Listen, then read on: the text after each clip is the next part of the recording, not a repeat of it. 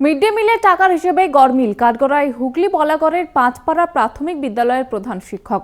অভিযোগ স্বীকার করেছেন প্রধান শিক্ষক। বিষয়টি খতিয়ে দেখা হচ্ছে, যথাযথ ব্যবস্থা নেওয়া হবে বলে জানান ব্লকের সমষ্টি উন্নয়ন আধিকারিক। মিড ডে মিলের টাকার হিসেবে গড়মিল, অভিযোগের তীরে প্রধান শিক্ষক। হুগলি বলাগড়ের পাঁচপাড়া প্রাথমিক বিদ্যালয়ের প্রধান শিক্ষক। জানা গিয়েছে, অভিযুক্ত প্রধান শিক্ষক রাজচন্দ্র দাস 2023 সালের ডিসেম্বর মাসে নিযুক্ত হন।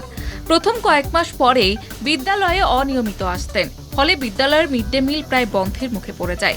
মিড ডে মিলের অ্যাকাউন্টের দায়িত্ব সামলাতেন তিনি। সেই সময় স্কুলের অন্য শিক্ষকরা শিক্ষকদের টাকায় কয়েকদিন মিড ডে মিল চালু রাখেন। পরে স্কুল কমিটিতে বিষয়টি জানানো হয়।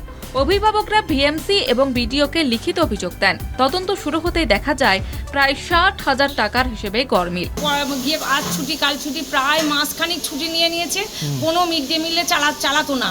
আমাকে বলতো কি যে আপনি চাইলে দিন, ওদের বলতো ওদের চাইলে দিন। আমাদের তো চালাবার ক্ষমতা নেই স্যার, আমরা কোথা থেকে চালাবো? না, আমাদের সাথেও ভালো না। আমি লিখিত দেওয়ার পর ভালো করছে।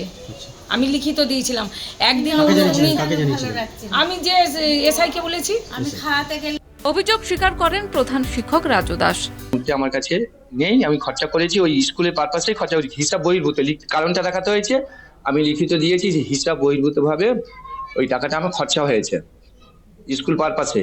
তো যেহেতু ওখানে অ্যাকাউন্টে ওই টাকাটা থাকা দরকার, তাহলে স্যার আমাকে একটু সময় দিন। তো ওনারা মনে হয় গত বৃহস্পতিবার এসেছিলেন। ওই বৃহস্পতিবার থেকে ওই নভেম্বরের যে তারিখ হবে সেই তারিখ থেকে আগামী ডিসেম্বরের 26 তারিখ পর্যন্ত ওই 55,906 টাকা না 60 টাকা আছে, ওটা আমি ফেরত দিয়ে দেবো। দুটো কিস্তিতে লেখা আছে। একটা মিটিং হয়েছে, ভিসি কমিটি মিটিং, গার্জেনরা ছিল সেখানে। উনি ওনার অপরাধের কথা স্বীকার করেছেন, এটুকু জানি। টাকা পয়সা ফেরত দেওয়ারও একটা কথা আমি জানিয়েছি।